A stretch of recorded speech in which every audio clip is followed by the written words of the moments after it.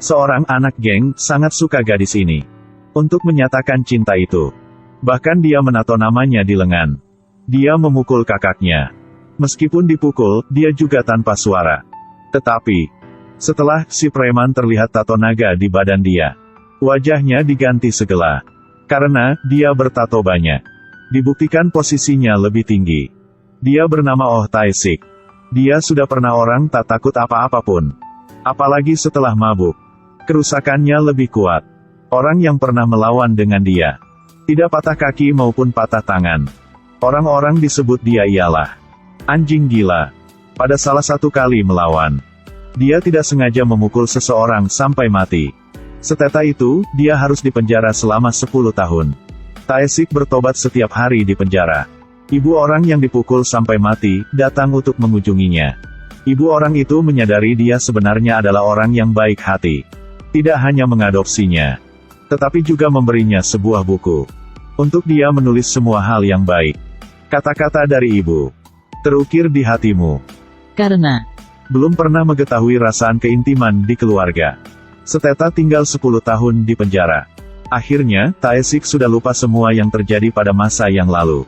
Dia menulis beberapa yang dia akan dilakukan di buku kecil. Bahkan itu kecil seperti makan sebuah persik. Setelah makan, dia akan menandai garis miring di buku catatan. Sudah 10 tahun terpisah dari dunia. Semuanya di mata dia menjadi baru. Ketika mandi, melihat lemari modern di depan mata, dia sangat menarik dengan kunci elektronik. Staf datang, memarahi dengan dia. Saat staf sedang melipat handuk, mendengar suara Tae-sik masih berkicau di sana. Dia marah lagi. Ketika melihat tato di badan dia, staf itu takut sampai cegukan. Beres mandi, dia ketemu dengan mantan temannya, Changmu dan Yangki. Sejak dia masuk penjara, si Park pernah dipatah kaki oleh Tae-sik dan Cho Pan-soo, seorang pedagang pada saat itu. Mereka sudah bergabung sama dan menjadi gangster terbesar di kawasan ini. Changmu dan Yangki juga bergabung menjadi kekuatan mereka. Meskipun mereka sudah kaya, tapi diri dengan bos geng, Tae-sik, mereka masih merasa memalu-maluin. Mereka takut dia akan ditempati kawasannya. Jadi begitu, Tae-sik biasanya diawas dengan orang lain. Setelah kenal dengan teman-teman, Tae-sik kembali. Warung bunga Matahari Ibu Kim. Saat Tae-sik dibebaskan dari penjara, Ibu Kim sangat senang. Untuk selamat datang dia kembali. Saat makan malam, Ibu Kim terus menggulung daging yang dibakar untuk dia makan. Membuatnya hampir tersedak. Putri Ibu Kim yang duduk di samping cemberut mengejek. Karena dia kurang paham. Kenapa ibunya mendapat dia jadi anak angkatnya. Dia tidak mau mengakui saudara ini. Di mata dia hanya orang asing. Untuk menjadi seseorang biasa, Tae-sik ke rumah sakit untuk menghapus tato. Dokter berkata, jika dihapus, akan meninggalkan banyak bekas luka. Kelebihan, biayanya tidak murah. Ini adalah karya seni. Kenapa Anda mau dihapus? Tae-sik menjadi karyawan bengkel mobil. Hampir cari uang, hampir menghapus tato. Polisi diam-diam mengawasinya. Sekarang dia pada waktu pengawasan, jika apa yang jahat, nanti masuk ke penjara lagi. Di beberapa hari yang dekat, Cho Pan-soo mencalonkan diri sebagai kandidat. Dia berjanji nanti akan memperbaiki kawasan pasar untuk semua orang. Pedagang-pedagang di sini percaya dia. Tapi baru naik mobil. Ini mengerikan. Dia siap membangun pusat pedagangan. Karena warung bunga Matahari Ibu Kim tidak ingin pindah. Jadi konstruksi masih stagnan dan tidak bisa dilanjutkan. Dia panggil Changmu Yangki datang untuk rapat. Siapa bisa menyingkirkan Ibu Kim pindah warungnya? Nanti beri klub terbesar di kawasan ini untuk mengelola. Changmu tahu Tae-sik dan Ibu Kim berhubungan dekat. Jadi diam dan tidak ide apa-apapun. Ketika Yangki dengar Cho Pan-soo berkata, matanya lep cerah. Dia dan bawahan datang ke warung bunga Matahari. Kelompok gangster mengemudi mobil sampai ke warung bunga Matahari. Masuk warung mulai mengusahakan barangan di dalamnya. Tae-sik sedang makan, melihat ini, segera berdiri untuk menghentikan mereka. Saat ini, Yangki membuka tirai dan masuk. Kelihatan mantan bos berada di sini. Dia takut banget. Tae-sik melompat. Ambil kerahnya. Keluar. Ini warung ibu saya. Yangki berlari ke Changmu.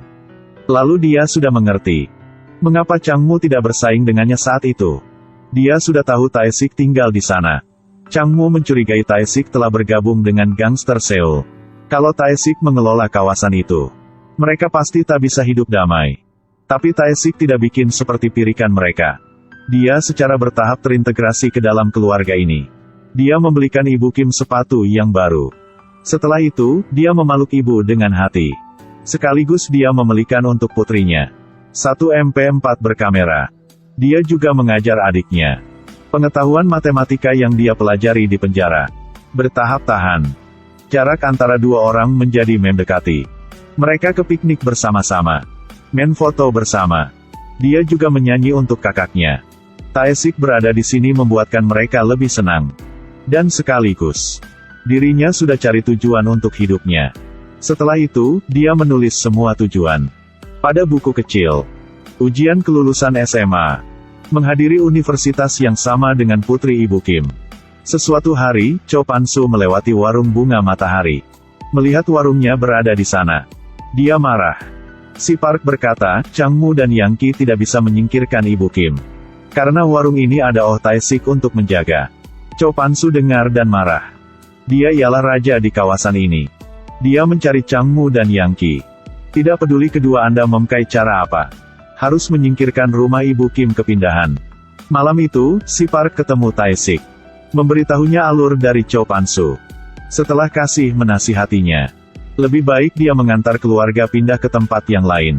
Jika tidak, dia dan keluarganya bermasalah. Tidak beruntung, saat dua orang ketemu, bawahan Changmu sudah dilihat. Setelah diketahui cerita ini, Changmu langsung pergi untuk ketemu Yang Ki. Dia pikir Cho Pan-soo bahwa berencana untuk memberikan klub itu si Park akan dikelola. Dua orang memutuskan kerjasama. Changmu berurusan dengan Tae-sik, sedangkan Yang Ki menangani warung bunga matahari. Pada hari kebesokan, Tae-sik pergi kerja.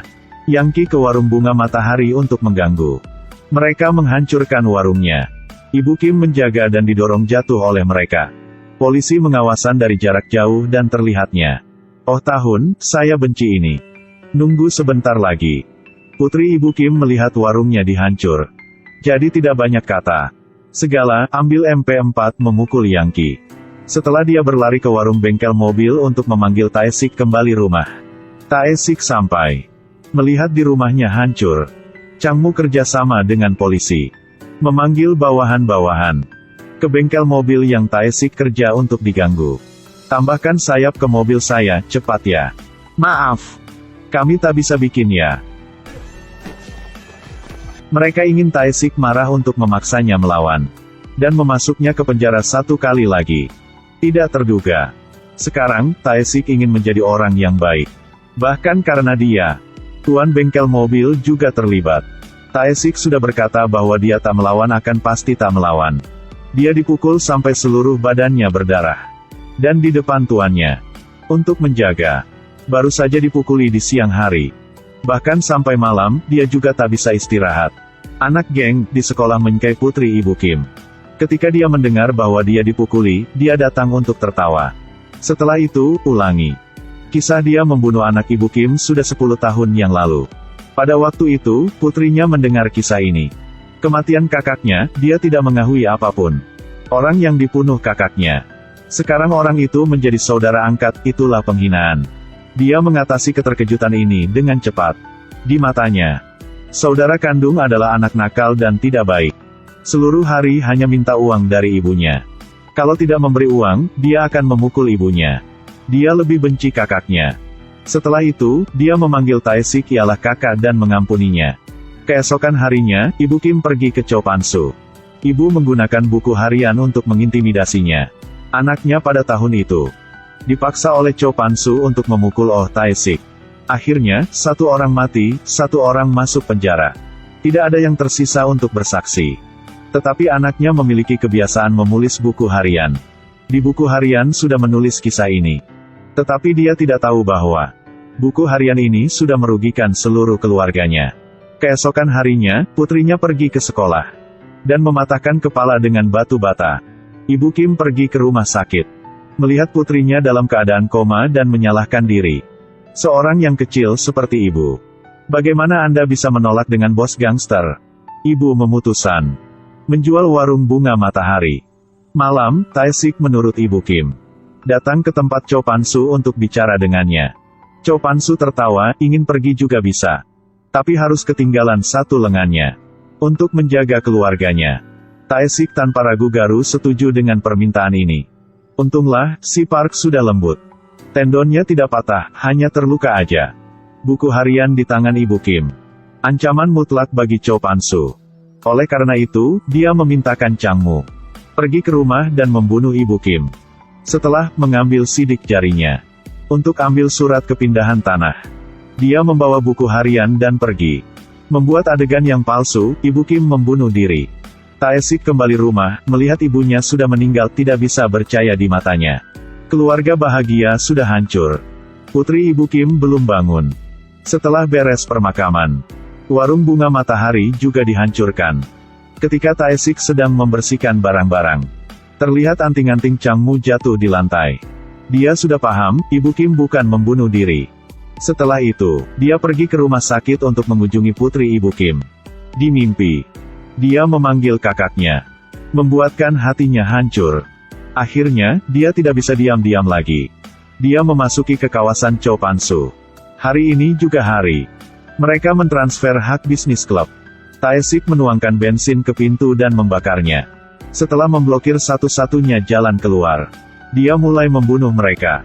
Setiap pukulannya mengenai para penyerang. Kemarahannya membuatnya bersuara seperti anjing gila. Tapi dirinya tidak bisa melawan dengan banyak orang. Menurutnya, itu benar-benar penghinaan. Meskipun, dipukulnya banyak kali. Tapi dia tak merasa sakit. Ini seperti perjuangan dari anjing gila. Kekuatan dirinya sepenuhnya dilepaskan.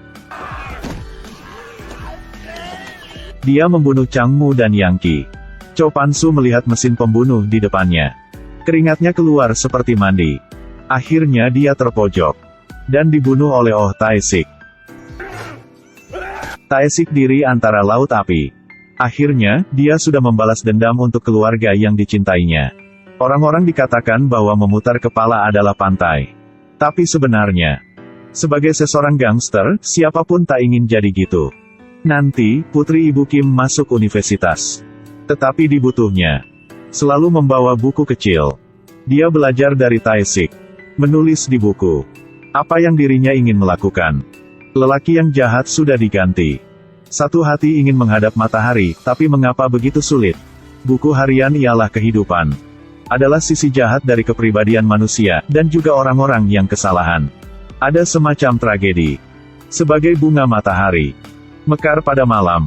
Ayo like dan share video itu ya. Nanti ketemu kalian pada video yang terus ya.